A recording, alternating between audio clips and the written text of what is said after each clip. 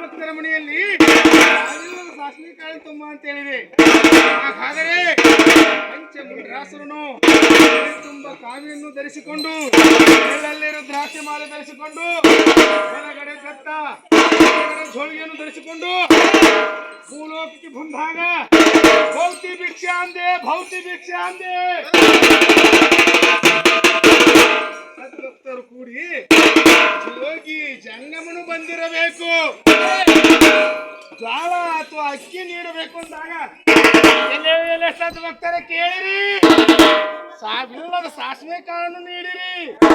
ಸದ್ಭಕ್ತರು ಹೇಳುತ್ತಾರೆ, ನಮ್ಮ ತಾತ ತೀರ್ಕೊಂಡಿದ್ದಾನೆ, ಅಜ್ಜಿ ತೀರ್ಕೊಂಡಿದ್ದಾನೆ, ನಮ್ಮ ಮನೆಯ ಸಾವಿದ್ದಾಗಿದೆ, ಸಾವಿಲ್ಲದ ಸಾಸಿವೆ ಕಾಳನ್ನು ನೀಡಲು ಆಗುತ್ತಿಲ್ಲ ಅಂದಾಗ ಇದೇ ಪ್ರಕಾರವಾಗಿ ಮುಂಡ್ರಾಸುರನು ಬ್ರಹ್ಮನ ಕಡೆ ಬಂದಾಗ ಬ್ರಹ್ಮದೇವನೇ ಹೋದಾಗ